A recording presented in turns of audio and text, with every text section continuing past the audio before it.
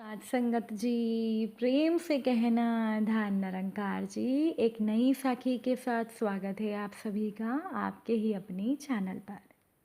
आज की साखी का विषय है भाग्य में लिखा हुआ मिट नहीं सकता। चलिए सुनते हैं आज की ये साखी। साथ संगत जी, पुरानी बात है। चंदन नगर का राजा चंदन सिंह बहुत ही पराक्रमी और शक्तिशाली था। उसका राज्य भी धन धान्य से पूर्ण था। राजा की ख्याति दूर दूर तक फैली थी। एक बार चंदन नगर में एक ज्योतिषी पधारे। उन ज्योतिषी का नाम था भद्रशील। उनके बारे में ये विख्यात था कि वो बहुत ही पहुँचे हुए ज्योतिषी हैं और वो किसी के भी भविष्य के बारे में सही सही बता सकते हैं। वो ज्योतिषी नगर के बाहर एक छोटी सी कुटिया में ठहरे थे। उनकी इच्छा हुई कि वो भी वहाँ के राजा के दर्शन करें। उन्होंने राजा से मिलने की इच्छा व्यक्त की और राजा से मिलने की अनुमति उन्हें सहर्ष मिल गई। राज दरबार में राजा ने ज्योतिषी का हार्दिक स्वागत किया। चलते समय राजा ने ज्योतिषी को कुछ हीरे जवाहरात देकर विदा करना चाहा, परंतु उन ज्योतिषी ने ये कहकर मना कर दिया कि वो सिर्फ अपने भाग्य का खाते हैं। राजा के दिए हुए धन से वो अमीर नहीं बन सकते। राजा ने पूछा, इससे आपका क्या मतलब है?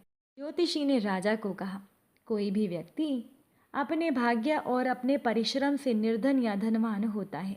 यदि राजा भी किसी को धनवान बनाना चाहे तो बना नहीं सकता। राजा की संपत्ति भी उसके हाथ से निकल जाएगी।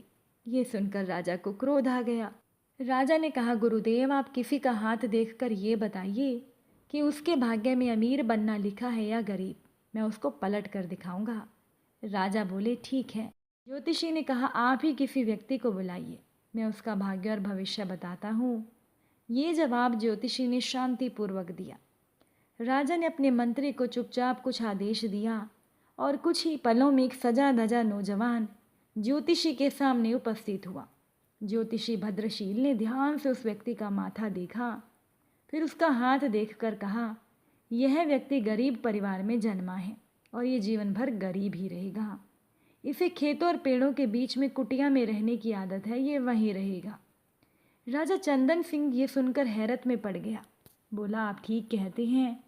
ये सजा धजा नौजवान महल के राजसी वस्त्र पहनकर आया है, परंतु वास्तव में यह हमारे महल के बागों की देखभाल करने वाला गरीब माली है।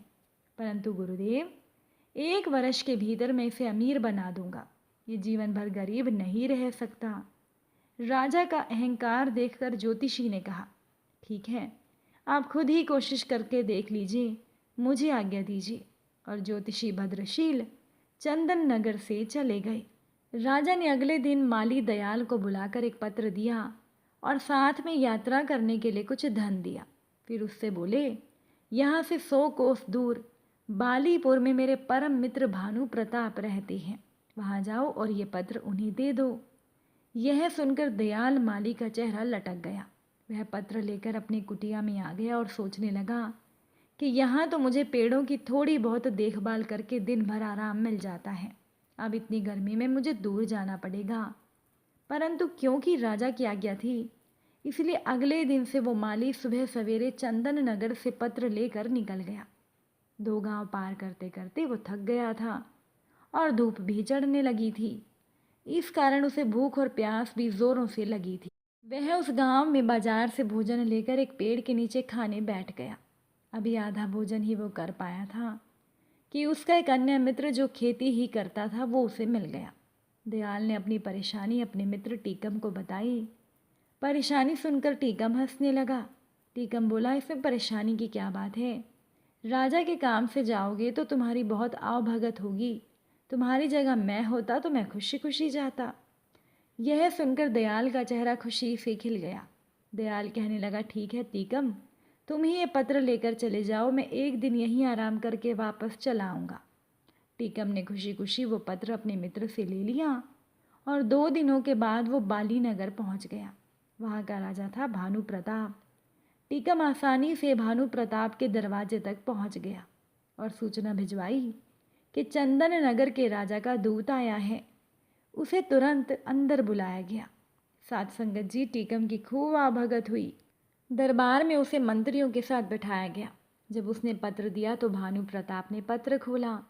पत्र में लिखा था, प्रिय मित्र, यह बहुत योग्य और मेहनती व्यक्ति है। इसे अपने राज्य में इसकी इच्छा के अनुसार 400 एकड़ ज़मीन दे दो और उसका मालिक बना दो। ये मेरे बेटे जैसा है, अगर तुम चाहो तो अपनी बेटी की शादी भी इससे कर सकते हो। वापस आने पर मैं भी उसे अपने राज्य के 5 गांव इनाम में दूंगा। भानु प्रताप को लगा कि सचमुच ये योग्य व्यक्ति है। उसने अपनी पुत्री और पत्नी से सलाह करके पुत्री का विवाह टीकम से कर दिया। चलते समय ढेरों हीरे जवाहरात देकर उसे विदा किया। उधर आलसी दयाल थका हारा अपनी कुटिया में पहुंचा और जाकर सो गया। 2 दिन तो वो सोता ही रहा। फिर सुबह उठकर पेड़ों में पानी देने लगा। सुबह जब राजा अपने बाग में घूमने निकले तो दयाल से उस पत्र के बारे में पूछा। दयाल ने डरते डरते सारी बात राजा को बता दी। राजा को बहुत क्रोध आया और साथ ही साथ भद्रशील ज्योतिषी की भविष्यवाणी भी याद आई। परंतु राजा ने सोचा कि कहीं भूल चूक भी हो सकती है, अतः वो एक बार फिर प्रयत्न करके देखेगा कि दयाल को धनी किस प्रकार बनाया जाए। 3-4 दिन के बाद दयाल राजा का गुस्सा कम करने की इच्छा से बड़े बड़े तरबूज तोड़ कर लाया और बोला, सरकार, इस बार फसल बहुत अच्छी हुई है। देखिए खेत में कितने बड़े बड़े तरबूज हुए हैं। राजा खुश हो गया। राजा ने चुपचाप अपने मंत्री को इशारा कर दिया। मंत्री एक बड़ा सा तरबूज लेकर अंदर चला गया और उसे अंदर से खोखला करके उसमें हीरे जवाहरात भरवा कर ज्यों का त्यों चिपका कर ले आया। राजा ने दयाल से कहा, हम आज तुमसे बहुत खुश हुए हैं, तुम्हें इनाम में हम ये तरबूज देते हैं। ये सुनकर दयाल का चेहरा फिर लटक गया। वो सोचने लगा कि राजा ने इनाम दिया भी तो क्या, एक तरबूज। वो बड़े उदास मन से तरबूज लेकर जा रहा था कि तभी उसका परिचित एक मित्र उसे मिल गया। वो मित्र कहने लगा, क्यों भाई, इतने उदास होकर तरबूज लेकर कहाँ चले जा रहे हो?